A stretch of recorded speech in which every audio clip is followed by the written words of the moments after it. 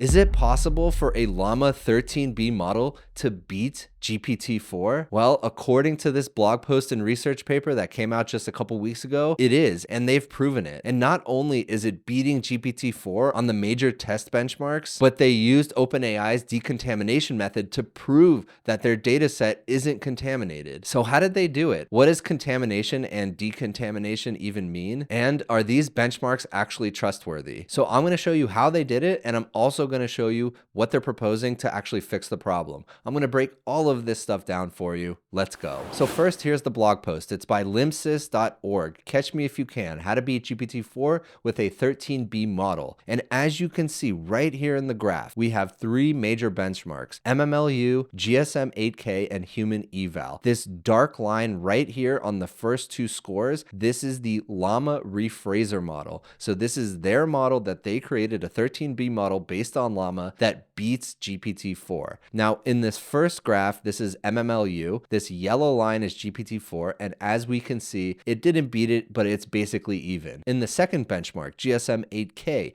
it did beat GPT-4. And then in the final human eval benchmark, this is the code LLaMA rephraser version. So basically the code version of the LLaMA rephraser model. And it completely beats GPT-4. And not only that, they said to ensure result validity, we followed OpenAI's decontamination method and found no evidence of data contamination. So how did they do it? What does contamination actually mean? I'm going to explain all of that. Thanks to the sponsor of today's video, Cody. Cody is your AI coding assistant designed to make your coding experience so much more productive and efficient. And coding is not just an assistant, it is really a coding partner, helping you find, explain, and write context-aware code super easily. And it works whether you're a solo coder or part of a larger team and even enterprise. So if you are part of an enterprise, Cody will live in your coding editor, utilizing your organization's code graph, source graph search, and large language models. I seriously can't code anymore without a coding assistant. They help me stay in my coding flow. And that's why Cody is so valuable. You can ask Cody to describe your code base, explain service calls, reference documentation, or even recap recent changes. For personal use, Cody is completely free. You can download the extension, connect it to your sourcegraph.com account, and get going immediately. And what sets Cody apart? It's powerful, accurate, and universal. Leveraging SourceGraph's code graph ensures that you are writing high-quality code aligned with your best practices. It works with all of your code and integrates with most of the tools that you're using. And it offers a standard interface with your preferred large language model. And of course, Cody inherits from SourceGraph's security and privacy, and it's trusted by huge enterprises throughout the world. So go to cody.dev, download it today, give it a try, and let me know what you think. So this is their research paper where they show how they actually accomplish this. It's called Rethinking Benchmark and Contamination for Language Models with Rephrased Samples. So let me break down all the terminology first. First, what is a benchmark? When a large language model is created, the creator wants to test the quality of the model. How good is it going to perform? And rather than manually typing in a bunch of test cases, there are these things called benchmarks. And these benchmarks have a huge set of questions and answers to run programmatically against the large language model. And it generally results in a percentage. How many of the questions, what percentage did it get correct? Now, different benchmarks test for different things. For example, there are specific benchmarks for testing math, for testing sociology, writing, logic and reasoning, coding. There's a bunch of test benchmarks out there. But of course, if the model is trained on the questions found in the benchmark data set, it's going to answer those questions incredibly well because it already knows the answers. Now, that is called contamination. Contamination is when you find the questions and answers from a benchmark data set in the training data set that is used to train the large language model. But how do you actually do that detection? We're talking about massive amounts of data, so you're not going to be able to do it manually. You need a programmatic way to figure out, is there any contamination here? And what this research paper is showing is that current contamination detection methods are not working well. And there are ways to skirt the contamination detection methods right now. So much so that they created a 13 billion parameter model that apparently beats GPT-4. Now, obviously, the 13 billion parameter model is not actually better than GPT-4, but running it against the benchmarks plus decontamination methods, it shows that it is. So let me show you how they did it. I'm going to walk you through this research paper. A lot of you who watch my my video, in my comments, already know this. Benchmarks currently don't have a lot of trust from the public. When a new benchmark comes out and a model performs really well, I see a lot of people saying, take the results with a grain of salt. Now, I run my own test suite and I test it against my own real world use cases. I put those videos out all the time. You can find a bunch of them on my channel. Now, the most common method of decontamination is called n-gram overlap. And what that basically means is string matching. Do you find the actual test questions in the training data set? Now, that is a really low cost way of checking whether a test question is in the training set. But you could probably already guess there are lots of issues with that method. And it says right here, simple variations of test data, for example, paraphrasing, translation, can easily bypass these decontamination measures. And they demonstrate that if this type of variation in the test data is not eliminated, a 13 billion parameter model can easily overfit a test benchmark and achieve drastically higher performance on par with GPT-4. And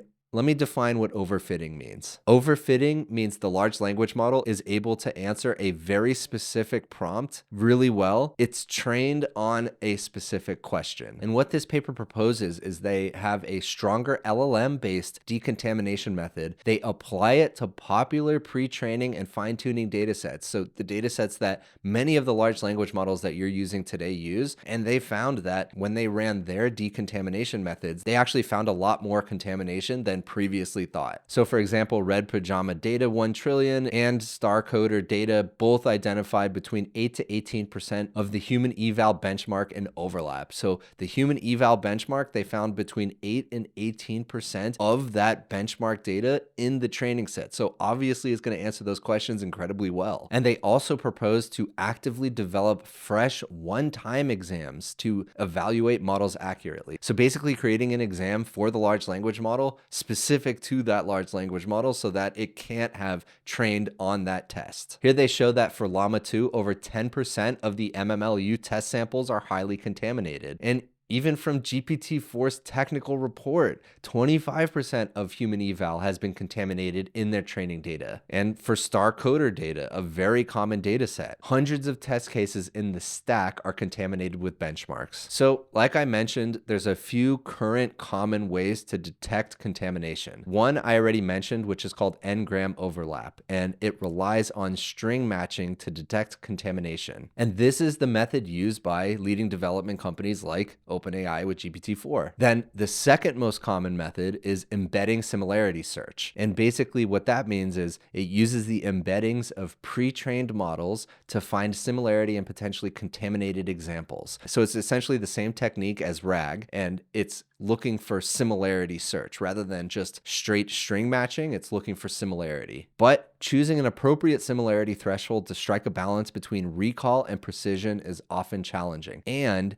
growing interest in training models using synthetic data produced by LLMs, in which contamination may be even harder to detect by string matching. And not only that, but we've talked about synthetic data and how synthetic data is probably going to be one of the major keys to achieving AGI. And it says right here, growing interest in training models using synthetic data produced by LLMs in which contamination may be even harder to detect by string matching. In the Phi-1 report, which is a Microsoft model, they discovered that a significant portion of the synthetic data similar to some test samples in human eval that is undetectable by n-gram overlap. And so how they've proposed to actually skirt these different decontamination methods is what they're calling rephrased sample. And I'll explain what that is. Let's look at an example of a rephrasing. And it is exactly what it sounds like. It's taking the original test question from the benchmark and simply rephrasing it in a different way. The meaning is the same, the semantics of the question are the same, but it looks very different. So here is a question from the MMLU test set. Which of the following was a popular reform movement of the 1840s? And then they give 4 answers, and the answer is D. Now, they rephrased it. Which among the options below was a prevalent reform movement during the 1840s? It is the same question, but just rephrased. And in their decontamination methods with n-gram overlap, it looks clean. From embedding similarity, it also looks pretty clean. But with their LLM decontaminator method, which is their proposed new method,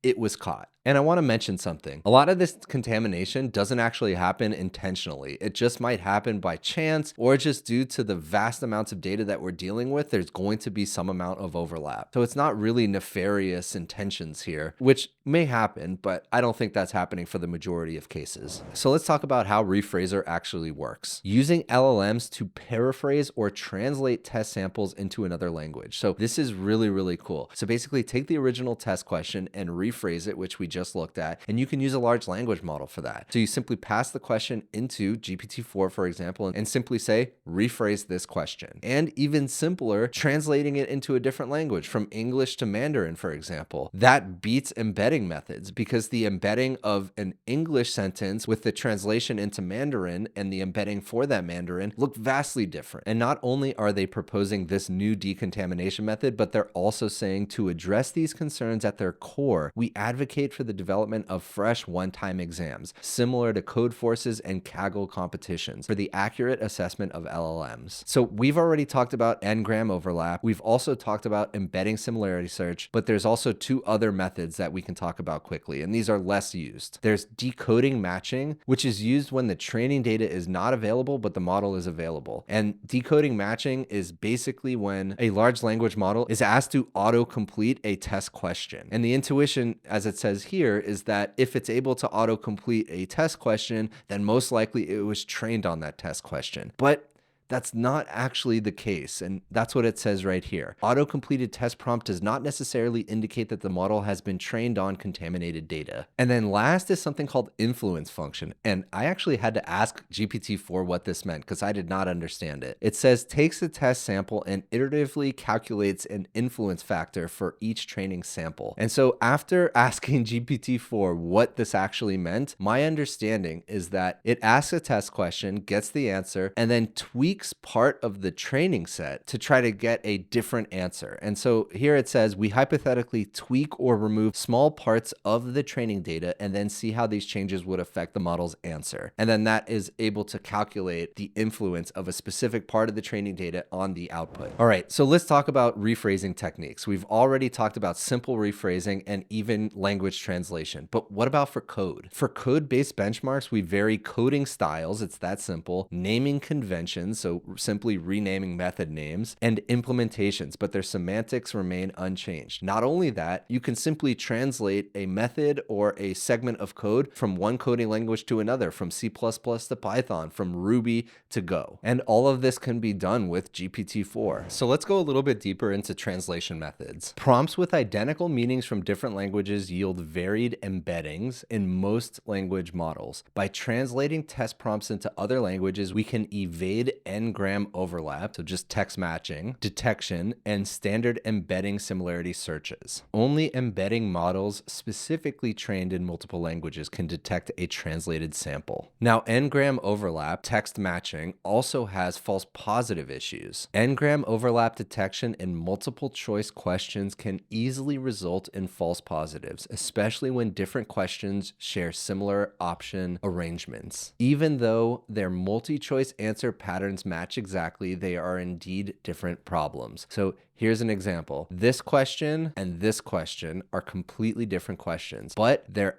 answers are exactly the same, and this is going to result in a false positive. Now let's look at this Venn diagram for a second, and this kind of breaks everything down for us. This gray large oval in the background is the total training data. This little light pink right here is possible contamination, and then here this darker pink are the rephrased samples. Now for n-gram overlap, you can see right here, this little circle right here, this is what n-gram overlap can detect. A little bit of the total possible contamination and an even smaller amount of the rephrased samples. Then we have this embedding similarity search, which actually seems to have a lot of false positives here because we can see it's overlapping with the training data. It captures a decent amount of the possible contamination, but the problem is it has a lot of the training data outside of the actual contamination. Now, for the LLM decontaminator, this straight plus dotted line right here, we can see that it does really, really well. We can see that it actually captures a lot of the rephrase samples. Now, one other problem with embedding similarity search as a decontamination method is it's really expensive computationally. You have to convert all of these embeddings. Now, let's look at some of the results. So in table 2, what we're seeing right here, we have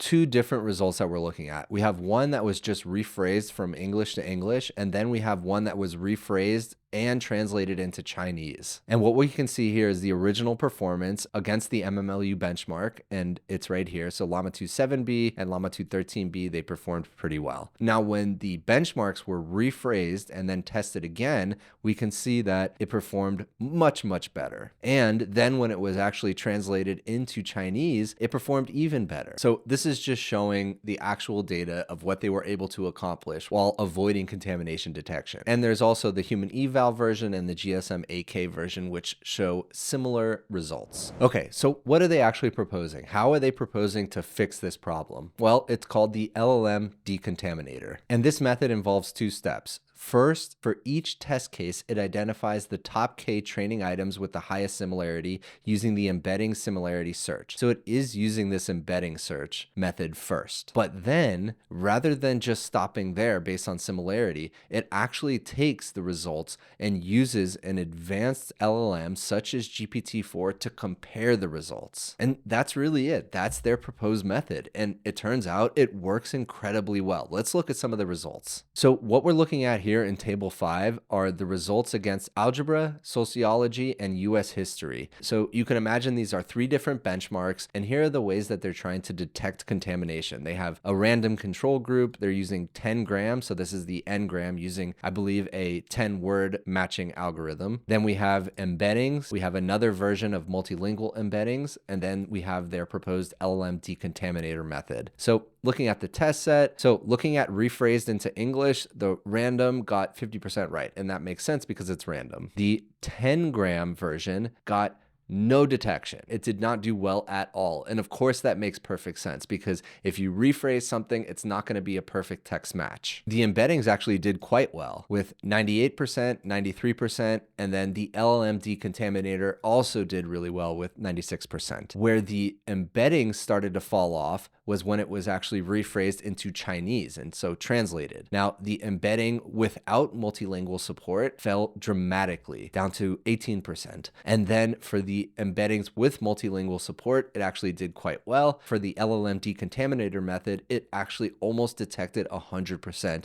of the contamination. And now let's look at sociology and US history. So for the 10 gram, it failed completely, rephrasing into English and Chinese in both of those tests. For the non-multilingual embedding, we have a really good score for rephrased into English, and that makes perfect sense. But then with translation, it fails completely. And same results with US history as well. For multilingual, it did really well, rephrased into English, and actually got a perfect score rephrased into Chinese. But for the US history, interestingly enough, the score dropped dramatically for rephrasing into English while doing really well in rephrasing into Chinese. But as you can see, the LLM decontaminator method did well across the board. And now let's look at the results for detecting contamination on human eval for coding. So I'm not going to go too deep into here, but what you can see is that the LLM decontaminator method did really well when it was rephrased into different languages. And even the embedding models started to fall off when it was rephrased into other non-Python languages. Okay, now let's see, using the LLM decontaminator method, how much of our open source common data sets are actually contaminated. So let's start from the top. The stack has nearly a 19% contamination rate. Star Coder, 16%. Code Exercise, 16%. Code Alpaca, almost 13%, and so on. Now, the two that I want to point out that have very, very low contamination scores are Flan COT, with only a 0.5%, and Wizard LM with another 0.5%. And also Math Train and Rosetta Code both did really well. But this new decontamination method was able to detect contamination at a much higher rate than the current methods. And again, we're talking a lot about synthetic data lately. And look what it says right here. The issue of unintentional contamination may occur more often as models are increasingly trained on data generated by LLMs, in which subtle benchmark contamination may be present. So yeah, it turns out that those benchmark scores don't really mean a whole lot. A lot of you have been suggesting recently that even my LLM tests may be contaminated in some of these new models, and I would be so flattered. I think I made most of these up, but maybe I should be changing them. Let me know what you think in the comments. If you liked this video, please consider giving a like and subscribe, and I'll see you in the next one.